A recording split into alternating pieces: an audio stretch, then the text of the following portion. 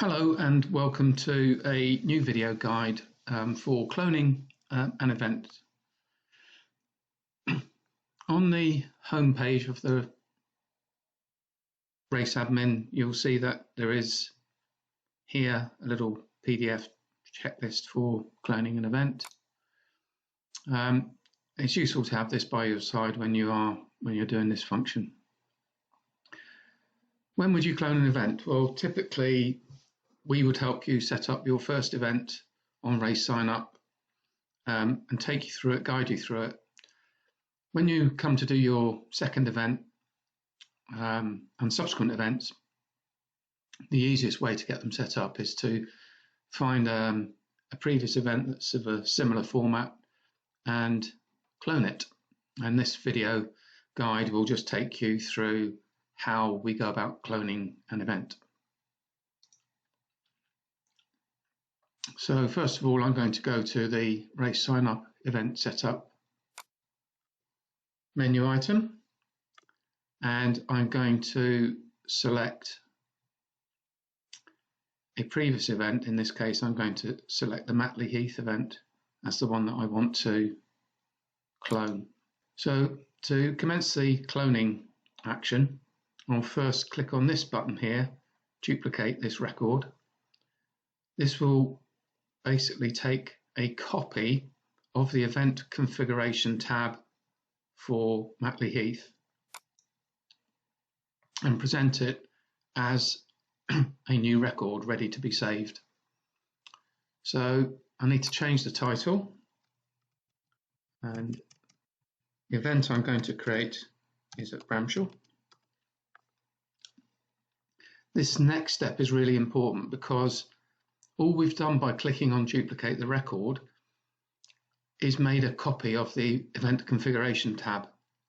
None of the courses or the classes, the fees, the race information, the bulk emails, none of that will be cloned unless we select the correct event in this list here. So again, I'm going to select Matley Heath, as that is the event I want to clone the courses and the fees from. The date of the event, I'm going to set that to the 6th of December.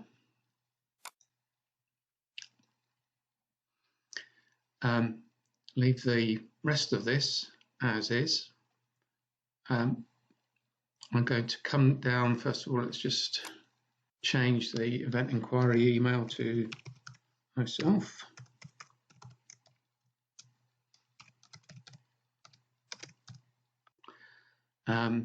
Change the location of the event. In the entry registration, I'm going to set the entries to be open. Actually, I'm going to set them to be open today. The reason for that is that I want to be able to test the event fully, and I'm going to be putting this new event into test mode, and I'll show you how that's done in a moment. The entries I'm going to close just a few days before the event. So on the Wednesday at midnight, I'm going to leave the entry limit at 30. That can stay the same. That can stay the same for now. These descriptions, I will come back and do those nearer the time, and I've had some more information from the planner perhaps. It's an event for individuals. All of this will stay the same.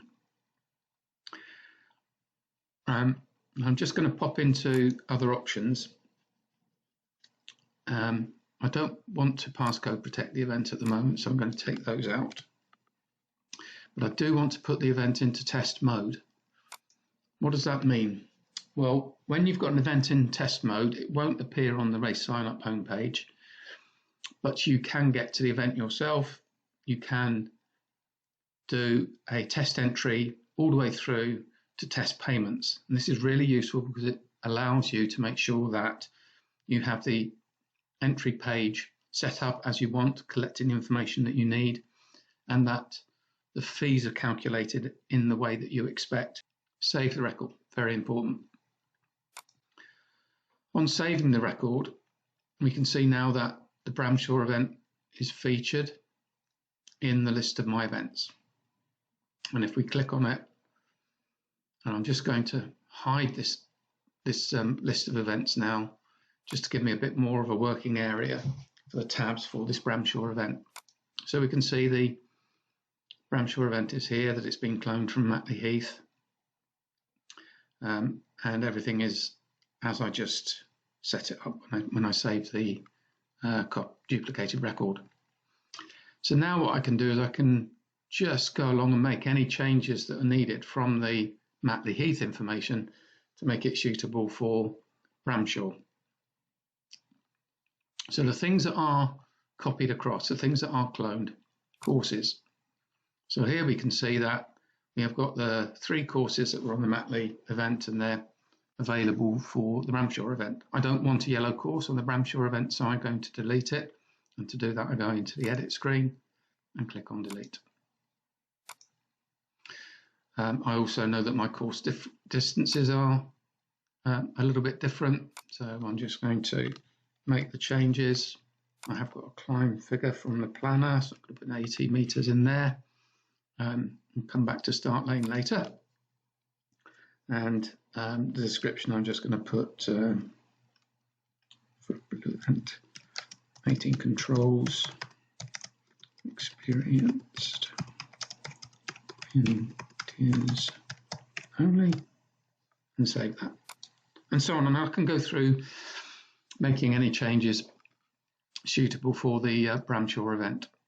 There are no classes, but if there had been classes in the Matley Heath event, they would have been copied to here. Similar with team competitions. Fees. So here we've got one fee band, which is typical for events where the entry period is short. I actually need to make a change to the fee, so I'm going to go in here, and the senior fee is going to be £7, and the junior fee is going to be £3.50. We've got no higher fees, but just a slight change there. Click on save. Discounts. I haven't got any discounts. If there had been discounts in Matley Heath, they would have been copied to here. So it's important that you do check that the discounts that you've got available are as you want them for your new event. The entry form standard items, under most circumstances, these wouldn't need to change. So we're collecting the British Orienteering membership number, given name, family name, gender, year of birth, phone for the entrant only, the course, start lane, again, we'll come back to that in a moment, and the age category is displayed. So that's exactly the same for Bramshaw. I don't need to make any changes. Custom items, we've just got the one custom item from Bramshaw, which was an acknowledgement that the British Orienteering Code of Conduct has been read and acknowledged. That will stay the same. Race information, you will need to make a fair number of changes in race information, and I'll come back to doing that later on, but typically you need to change the location information and so on. Bulk emails. So there was one bulk email on Matley Heath, final details email, that's been copied across, and it's been copied across with the subject line for Matley Heath, so that will need to be changed. And also it's been copied across with the sending date and time from Matley Heath, so those need to change. So I'll go into edit the bulk email and change the event name in the subject line. Just have a quick look at the body of the email.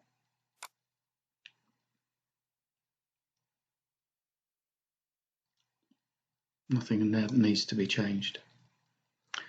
And then, as I'm going to be sending this the 2 days before the event, which is on the 6th of December, so I'm going to send it on the Friday I'm going to send it at 1800.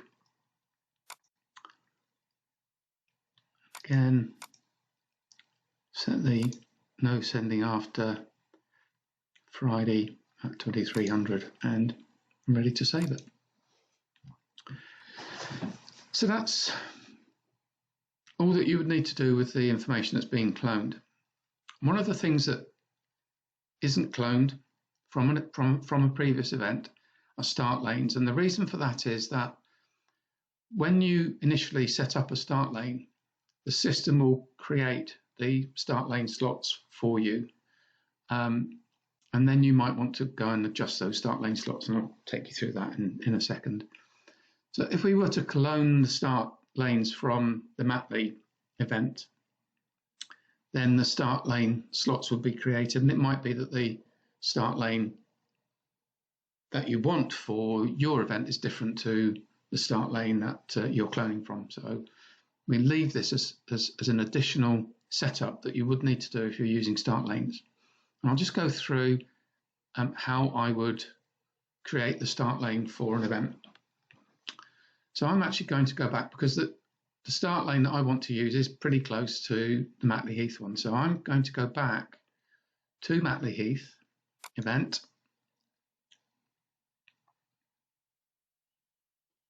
There it is there. Just hide that list again. Go to the start lanes, and I'm going to use this duplicate record button to make a copy of this start lane and put it in the Bramshaw event. So here we can see that at the moment it's a Matley Heath start lane. I want to save this new record as a Bramshaw start lane. And I actually want to make a slight change. So I want the starts to run on to 10:30, not 10:15, not 11:30, sorry, not 11:15. And when I save that new record, go back to the Bramshaw event,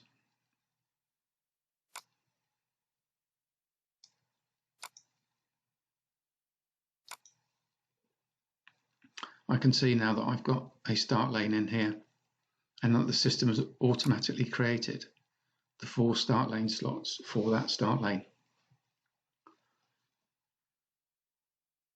These start lane slots can be useful if you need to make some minor changes. So for instance, let's say that in the last start lane slot from 11:15 to 11:21, I didn't want 10 starts, I only wanted 5. I could edit the record, change that to a 5, and save it. So I've got my start lane slots now. And the last step on that is that I need to, because I've got multiple courses, I need to assign each of the courses to the start lane that it's going to be using. In this case, I've got 2 courses and they're both going to be using the same start lane. So I go into the blue course edit, select the start lane, save it.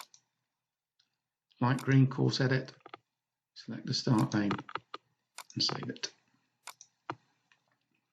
And that is my event set up. So now I want to test the event. So come back to here and I'm going to click on the race sign up page here. And it displays the sign up page with the information that I've currently put in, the map and so on. And I just want to test that the entry works okay. So I'm going to go into sign in and sign up. And at this stage, you can see that we are actually in test mode here. So that means that I can safely make a test entry without having any impact on the live event. So I'm going to just log in here.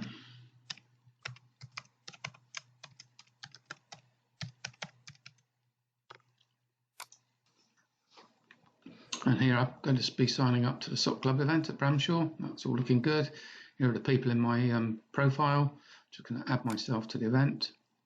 I get the COVID-19 pop-up screen. Read that. Obviously, it's retained all of my information from previously. I've got a blue and a light green course, so I'm going to enter the blue. I've got my start windows, 3 of them with 10 places, 1 of them with 5, exactly as I configured earlier. I'll select one from 11 to 11:14. I'm going to acknowledge the British Orienteering Code of Conduct and save it. This brings me back to my list of entrants. I've got a basket of £7, which is a senior entry fee, which is correct. And I can now go forward and make a test payment. The test card number here is presented for you in the test system. You can use this to make a payment without actually making a payment, which is great. So I'll just agree to the terms and conditions and then just quickly go through, check out, make sure that's working.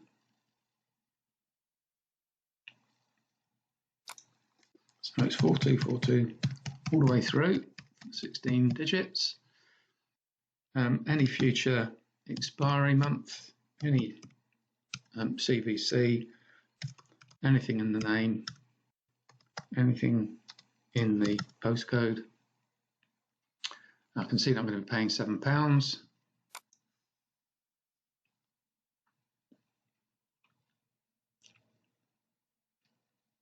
And the system takes me back to my list of entries, tells me that payment's successful. And I can see here that the payment's been made.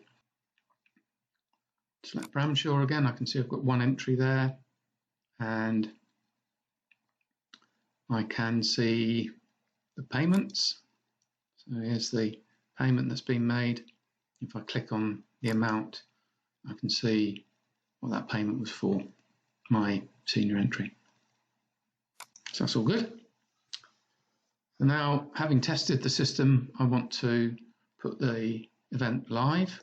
So go back to Event Setup, select Bramshaw. So the first thing I'm going to do is make sure that the entry's open date is as I want it to be for the live system, which will be a little bit closer to the event. So I'm going to open entries on the 21st of November at 6 p.m. And in other options now, I'm going to take it out of test mode and save.